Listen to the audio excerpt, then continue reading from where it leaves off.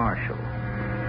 Welcome to the sounds of suspense, to the fear you can hear. Horror that makes the flesh crawl as with maggots. Terror that turns the brain to jelly. These mark the work of Edgar Allan Poe. For nearly a century and a half, readers have wondered at the mad creations of his fevered brain, even as their blood ran cold with fear. As shall yours.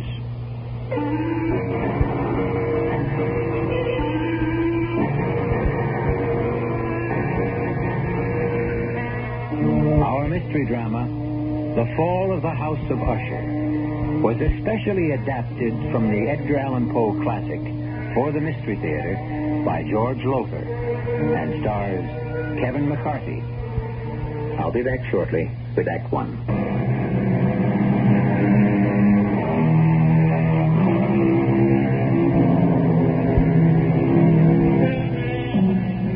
I must warn you that there lies ahead for you a tale so gruesome that when it ends, you will know beyond doubt that never in your life before have you experienced such revulsion. Are you prepared for this? Come then to a certain room where a man named Gabriel Mannering sits writing in his diary. A certain room in the house of Usher. I sit here writing this diary, when in truth, were I not a fool, I should have already departed this frightful place. Already I have sensed such horrors in these first hours of my visit that I tremble at the thought of what may be in store for my friend Roderick Usher. And for me. During the whole of this dull, dark autumn day, I had passed on horseback through a singularly dreary tract of country, and at length found myself, as the shades of evening drew on, within a view of this bleak and melancholy house, the house of Usher. I felt at once an iciness, a sickening of my heart, and wondered what it was that so unnerved me. I was soon to find out.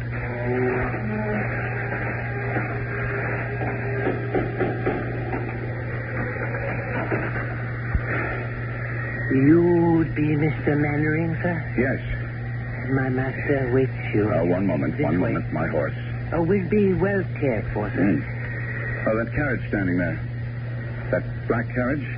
Is there another visitor? Only the doctor. He is attending Miss Madeline. This way, sir. Thank you. Follow me now, sir. Mm-hmm. We turn here, the passage on our left. Mm-hmm. Now, this to the right. I had no idea the house of Usher was so vast. Oh, yes. Vast. Above and below. Below? There are chambers underground, vaults, dungeons that even I have never seen, and I have lived here as servant to Mr. Usher more than 30 years. Here we are, sir. Come. Mr. Gabriel Mannering, sir. Oh, Gabriel. My dear good friend, you've come at last. Roderick, I came immediately on receipt of your letter. It gave me cause for concern, deep concern, after all, Roderick. Not having seen each other in years, nor corresponded even, to receive a letter from you was in itself a surprise, but the contents, Roderick, the contents were a shock. How ill are you? Ill? I'm not ill. Not ill? But in your letter... I am not ill. Oh, I may have mentioned something of the sort in my letter, but... More than mentioned, you spoke of acute bodily illness, of oppressive mental disorder, of a malady, dear friend, so strange you could not bear to face it alone. Now, that is why I'm here. That is why I came at once. The terrible agitation in your letter. Oh, mood. It was nothing but mood.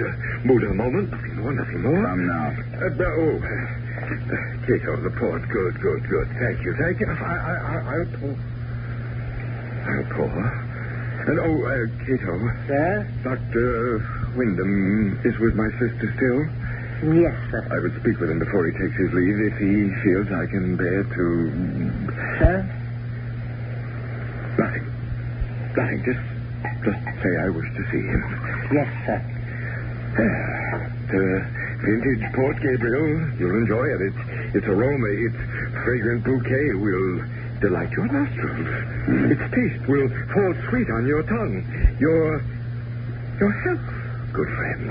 And yours, Roderick.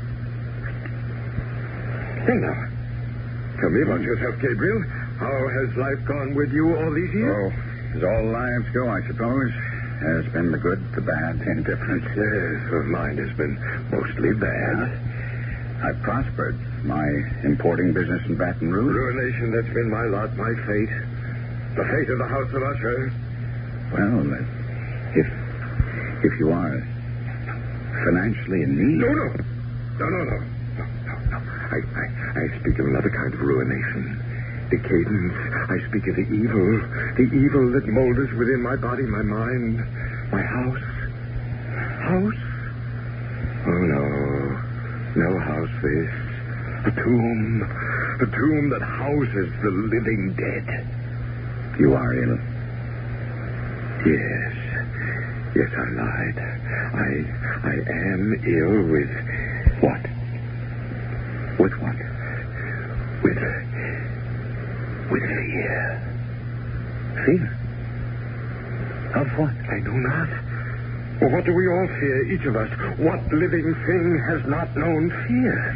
It lives within us, this fear. It rots within us, as I rot within this house. But mark you, good friend, whereas with others fear rides like a restless maggot only now and again, with me it's ever present, a colorless slime growing within me, spreading, engulfing, drowning me. Roderick. No. I'm all right now. I'm all right. You must go. Go. Well, you shouldn't have come. I shouldn't have asked you. You must leave this house of death, this tomb. Stop that. Now stop. I tell you that... Enough. Enough now. Here. Sit down. Compose yourself. Now hear me, Roderick. I came a great distance through the foulest time of the year to be with you, and here I shall stay until you are well again. But you don't understand. I shall never get well. Of course you will. No. She is dying, you see, and I... Your sister? Is it she who is dying? Yes, Madeline. But it's she who is dying. If it is... No, you don't understand. You don't understand. Come in. Dr. Wyndham. Come in, Doctor. Thank you, Cato. May I introduce myself, Doctor? Mr. Usher, as you see, is not himself. I'm a friend of his. Gabriel Manning of Baton Rouge. Oh, how do you do? Louis Wyndham. I entreat your pardon, both of you. Now, Roderick. My nerves sometimes. Yes, I know, and I'm sure Mr. Mannering understands. You've been taking the laudanum I prescribed? I used the last only yesterday. Well, I'll see if you get more. Oh, thank you. My sister? There's no change. How long? How long? Before death. I don't know. Your sister's malady baffles me. I don't know what is killing her, nor do I know what keeps her alive, when in truth, she's all but dead. Oh, would it be an impertinence, Doctor, for me to ask you what you mean by that? Well, no, Mr. Mannering. Quite simply, there have been times when Miss Usher, Madeline, has been devoid of all vital signs. Well, by this, I mean I've been unable at these times to detect the pulse, blood pressure, any respiration whatsoever. Mm-hmm. Yes. And yet, moments later, she's opened her eyes and returned to the world of the living. Strange. Yeah, I've encountered nothing like it in years of practice. It's not too far from the truth to say that she is dead, and yet she lives on. Yes. Like the house itself. Now, Roderick, you mustn't I harp tell on... you, we are like this house, my sister and I. We are this house. The house is us. The house is dead, and yet it stands. Your aberration about this house... It is no aberration. It's the truth. The house of Usher crumbles, yet it will not fall. Madeline is dead, yet she will not die. And as for me, oh, heaven, the horror that awaits me. I'll send the laudanum as soon as possible, Mr. Mannering. There's little else I can do.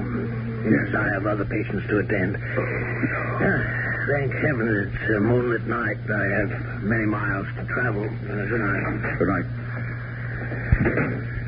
Roderick. Roderick. Yes. Roderick, I want to help you in every way I can. That's why I'm here. But now, you must do your part to help yourself. What do you mean?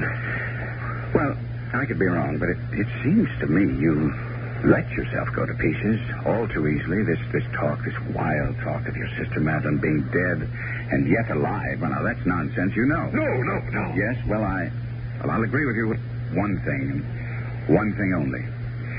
In a way, you have become this damnable house.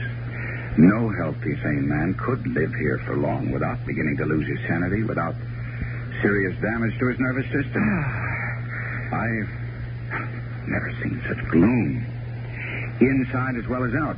This very room reeks of dejection, despondency, undusted cobweb furnishings, black drapes covering the window. Here, let me throw them back and at least get some moonlight, if not sunlight, into this place. There. That's... Roderick. What is it? There's a graveyard. I can see it in the moonlight. The family graveyard, yes. Who would be walking in it at night? What do you say? Well, where do you see that? There. Amidst the headstones. Madeline. What is she doing out there? We'd better go and find out. Good Lord. In the doorway. What is it? Madeline! Am I that horrifying to look upon? Dear brother.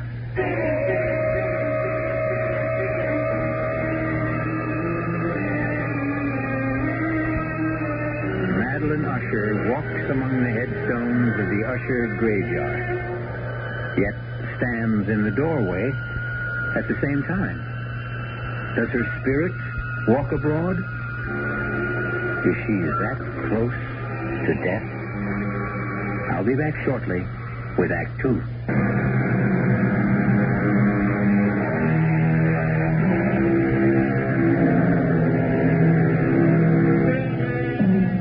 Again, I must ask if you wish to go on, and warn that if you do, you will experience a kind of horror for which I can find no words. Even Gabriel Mannering, writing in his diary, found it difficult to express his feelings in that moment of first meeting with Madeline Usher. I seek and cannot find words to recreate the terror of that moment. Not a woman, but a corpse stood before us in the doorway of that awful room. The very woman, or corpse, if you will, that but an instant before Roderick Usher and I had glimpsed in the moonlight graveyard beyond the window. If she is alive, I thought, she should be dead. Fatuously, I said, "You are Madeline Usher?" Yes, How do you do? I'm Gabriel Mannering. I know. You winced as you took my hand. What? You felt it. Coldness. No. Yes. You need not dissemble with me. Even now, you find it hard not to stare at the dark patches on my face, the putrescence that lives. Yes, thrives in my dying flesh. Madeline, my dearest sister, you should be lying down, resting. You mustn't waste your energy. I wanted to meet your friend. Someone from the world of life outside this house. This tomb. I wanted to meet it. She's falling. Catch her. Come here. Put her on the couch, Gabriel. No. Better still, we'll carry her to her room. No pulse. No heartbeat. Is she... Well, heaven help me. It's impossible to say. Can you carry her alone? She weighs nothing. Follow me, then. Oh, what evil stalks the house of Usher. Help us, dear Lord. Please help us. Put her down, Gabriel. Gabriel. In what? In that? It's her bed. A coffin. But nevertheless, it is her bed. It's where she rests and sleeps. And haven't you noticed?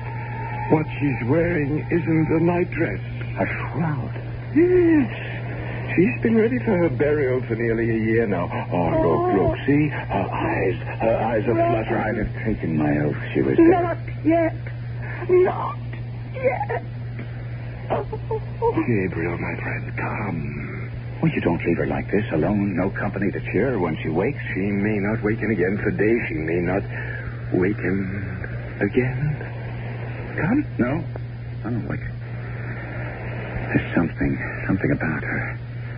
Something in her face. It reminds me. Well, of course, it's you. Oh, you see, then? The family resemblance. Obvious. In spite of what the intimacy of death has done to the face, the resemblance is still there. It's more than a resemblance, Gabriel. What do you mean? Well, we are twins.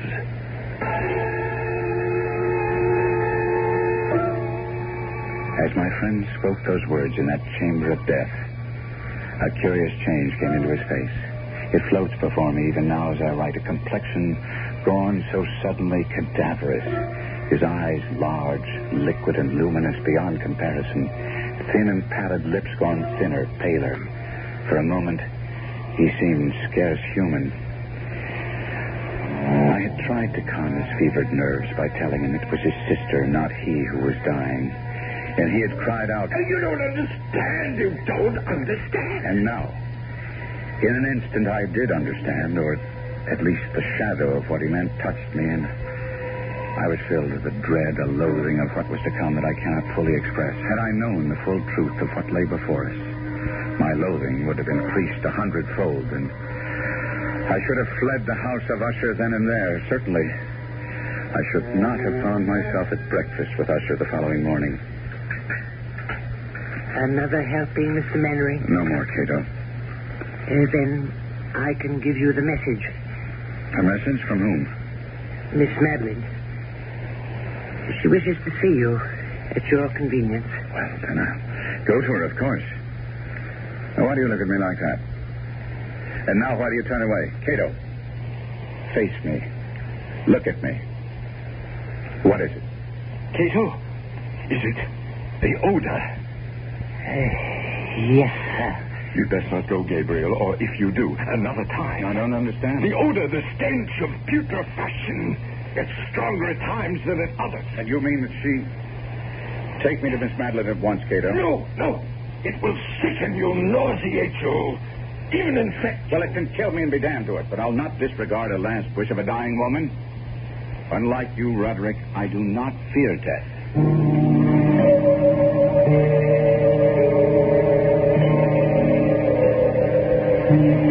Miss Usher. Madeline. Are you too tired to speak now? No. Would you prefer I came back another time? How good of you to come at all. It's a privilege to be of use to you. Favor. I wish a favor. Anything in my power. I want to die. I'm in such pain and I want to die, but I cannot. Cannot. I'm afraid. There's nothing to fear. Death is only sleep. Dreamless sleep. Don't fear death. I don't. I fear. You fear what? Burial alive. Why would you have such a fear?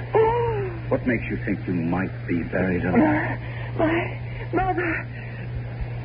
She? Promise me. Spare yourself. Spare yourself. You need say no more. I promise.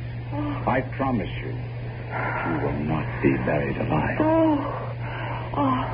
Rest. Rest now. Rest. That is what you meant, Roderick, is it not? Like her, like your twin, you don't fear death so much as you fear being buried alive. Right, part of it. Yeah. Yes. Only part? Well, I fear...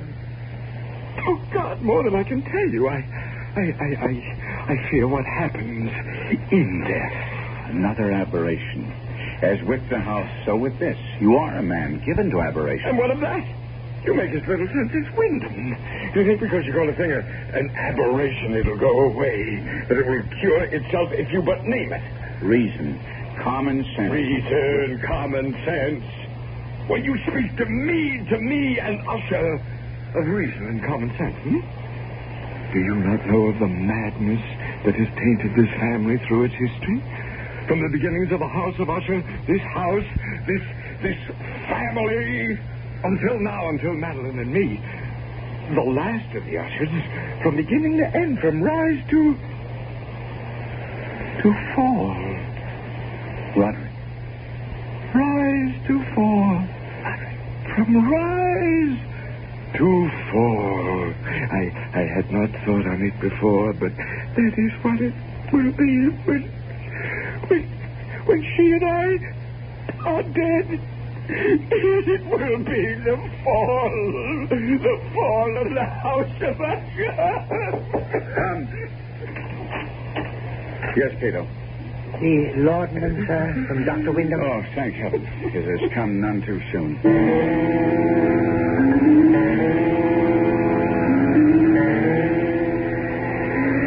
Mr. Mannering, sir.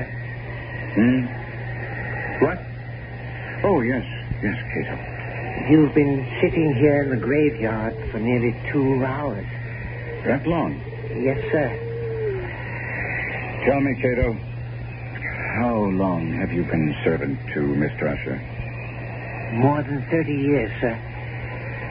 But I thought I told you that the night you arrived just a week ago. Did you? Now, then I forgot. Were you here when the mother died? The mother of Mr. Roderick and Miss Madeline? Why do you ask such a question, I Mr. don't Mannering? know. I don't know, really, except I've been dwelling on what Miss Madeline told me about her mother. Buried alive. Was she indeed? Sir, don't ask such questions. Don't dwell on such thoughts. Why not? It was discovered the mother had been buried alive.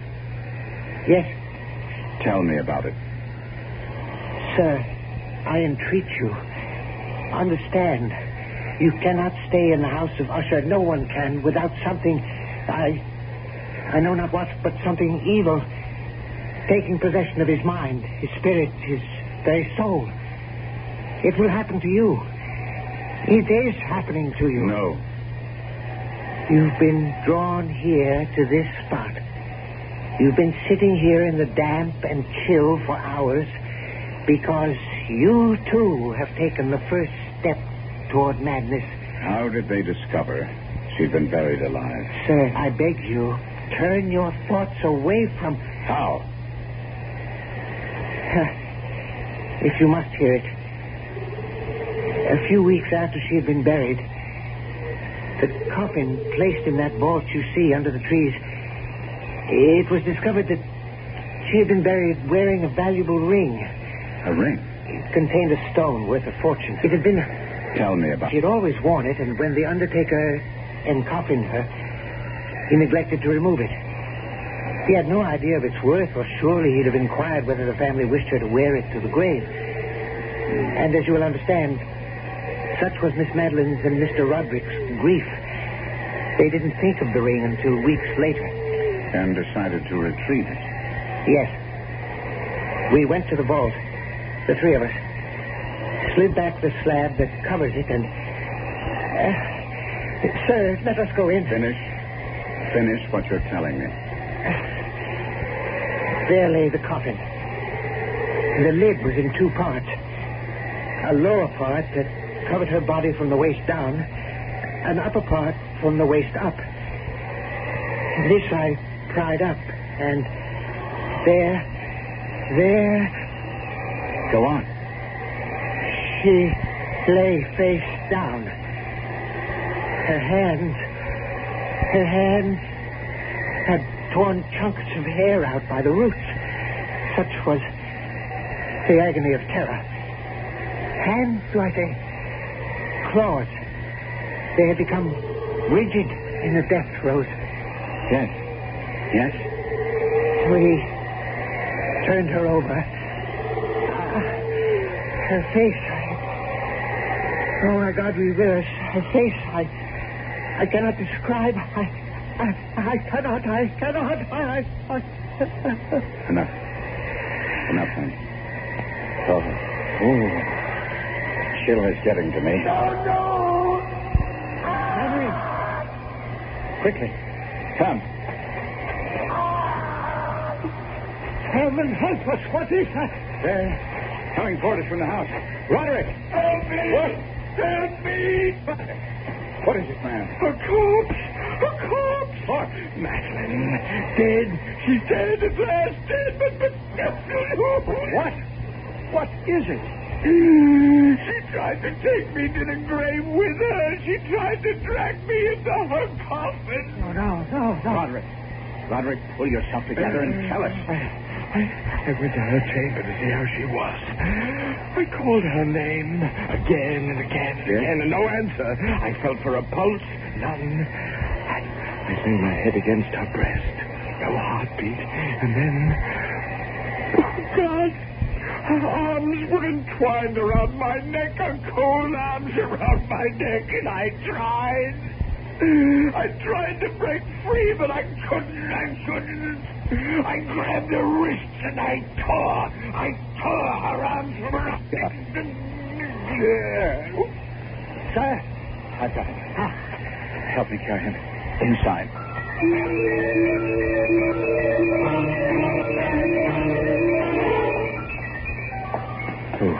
Oh, no. I'll be calm, Cato. When Mr. Usher tore himself free, he must have dragged her half out of the coffin. Come. We must put her back in. Cato. I dare not touch her. Very well.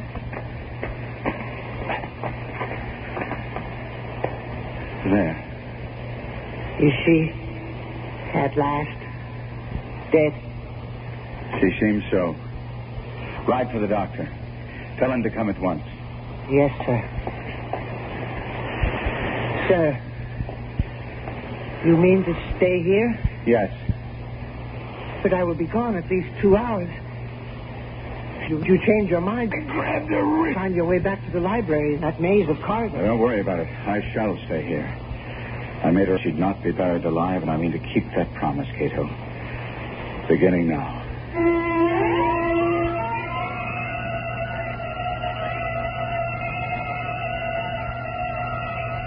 Alone in that chamber of death, within the house of Usher, Gabriel Mannering seats himself beside the coffin of Madeline Usher to keep his vigil and his promise, and wonders if he himself may not be going mad. I'll be back shortly with Act 3.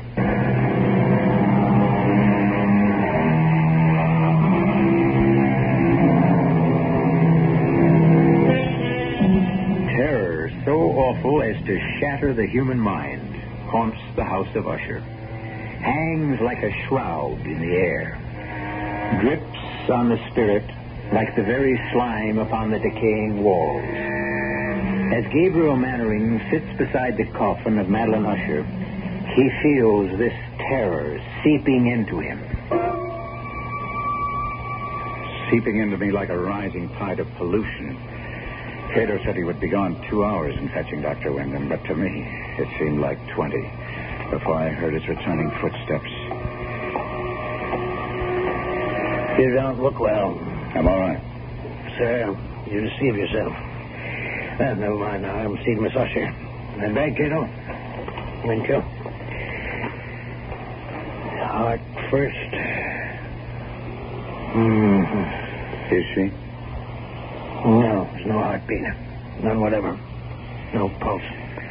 No vital signs at all. She is gone, then? Hey, Mr. Mannering, I have attended her in this strange illness for nearly a year. I've seen her in this state 4 times before. What's to be done? What indeed? Well, I would wait a few days at least, and then I should bury her. No. No? She fears to be buried alive. Yes, I know. Her mother. You attended her? No, another man.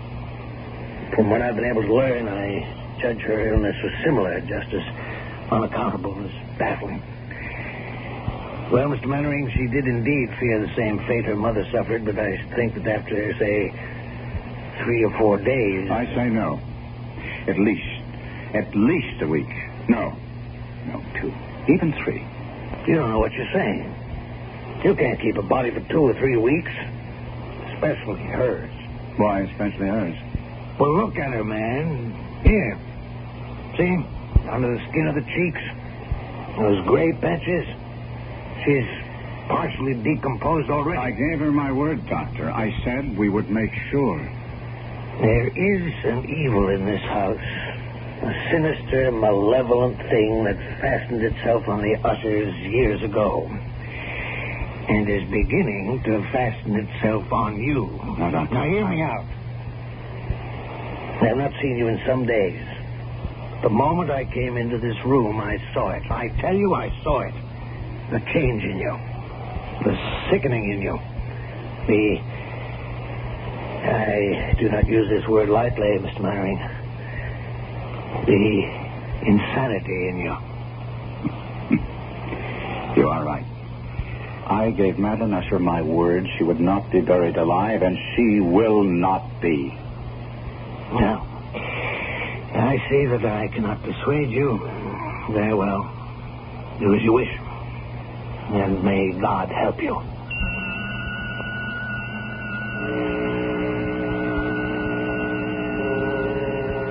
I stayed by her coffin for yet another hour or so, making sure there were no signs of life. Then I returned to the library, led there, of course, by Cato, for I could never have found my own way through that maze of corridors and passages. I found Roderick Usher seated bolt upright in a wing chair, staring at I know not what. Roderick, I must talk to you. Do you hear me? Yes. Now, Roderick, as I told you, I promised your sister to take every precaution against her being buried alive. She is dead. I know it in my heart, my soul. I know it. I believe so, too. But we must be certain. Now, that presents a problem. Roderick, are you listening? Problem? Yes. Decomposition. If she is dead, she will decompose. And after a period of days, well, you can imagine. Days? Days of what? Of visiting her coffin at least every 12 hours, say, to make sure she's dead. Are you mad? We must keep her body. 1 week, 2. And the question is, where? Where? We'll have to leave the coffin open in case she should regain her senses. On the other hand, if she is indeed dead, Well, there are vaults deep down beneath the house. We could put the coffin in one of those. Good. We'll do that then. Yes. We'll do just that.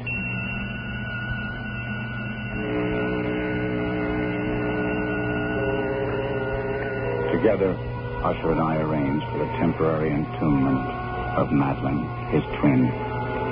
The vault, so long unopened that our torches were half smothered in its oppressive atmosphere, was small, damp, and entirely without means of admission of light, lying at great depth beneath the house.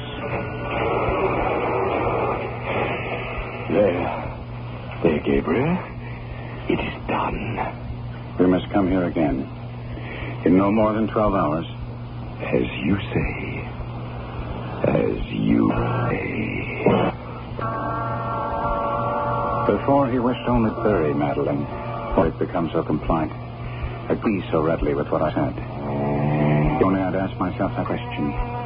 But I did not, and consequence faced an unexpected problem. Why do you not believe me? It isn't that I don't believe you, Roderick. I wish to see for myself. There is no need for you to do it. I have done it. You have? I have visited the coffin at least once every 12 hours, sometimes twice. She does not live. Take my word for it. It is my word concerns me. I gave my word to her, not yours. She is dead. I assure you, she's dead. It was about that time the sounds began.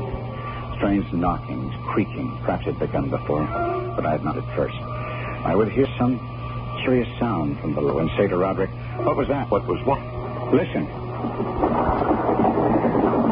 What is that? Rats, perhaps?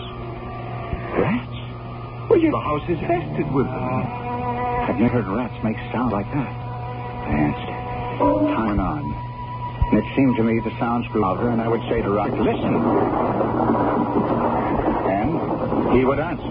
A door banging in the wind somewhere. And I would say, "There is no wind." He would answer, "Well, then it's something else. Don't bother me." And on that fatal night, as we sat in the library, he was sitting, staring vacantly at nothing, trying to read, but my mind was on that awful chamber of death far below, outside the wind gathering for a storm. It happened. I became aware of distinct, hollow, metallic, yet muffled reverberation. Complete unnerved, I leaped to my feet and looked at Usher. His eyes were fixed before him, and throughout his whole countenance there reigned a stony rigidity. I said, "Roderick, do you not hear it?" Yes, I hear it and have heard it. As you have. Long, many minutes, many hours, many days have I heard. Yet I dared not speak. No, touch me not. I am accursed. For I heard the sounds as did you, but I dared not speak and dared not go. Not go? My God, are you telling me? That not once have I gone down to see. I dare not. We put him living in the tomb. She comes. For me. Listen. Now listen and know. We've heard the rending of half and the grating and iron hinges of a prison, struggles within the cut archway of the vault. And now, she comes for me. In a moment she'll be here. I hear her footsteps on the stair. I hear the horrible beating of her heart. She comes for me, she comes. I tell you, she stands outside the door.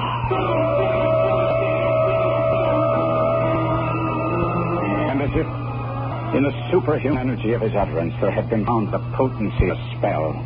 The huge antique panels to which he pointed drew slowly back. And outside those doors did stand the towering and enshrouded figure of Madeline. There was blood on her white robe, evidence of some bitter struggle on every portion of her putrefied frame. For an instant she remained trembling and reeling to and fro upon the threshold. Then, with a moaning cry, fell heavily inward on her brother, and in her violent, now final death agony, bore him to the floor. A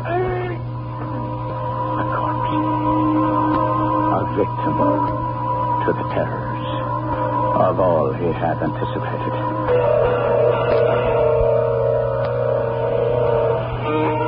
This is E.G. Marshall. I shall return shortly.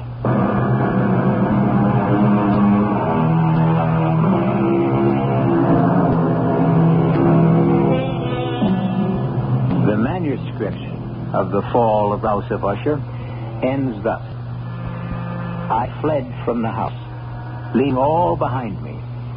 As I ran, I heard a sound so horrendous it made me stop and turn.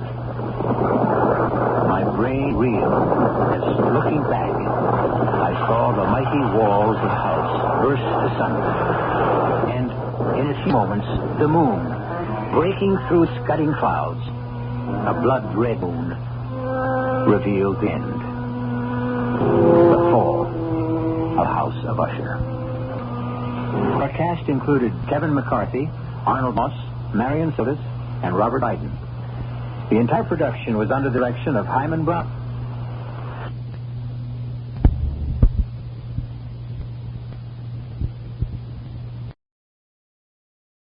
The entire production was under the direction of Hyman Brown.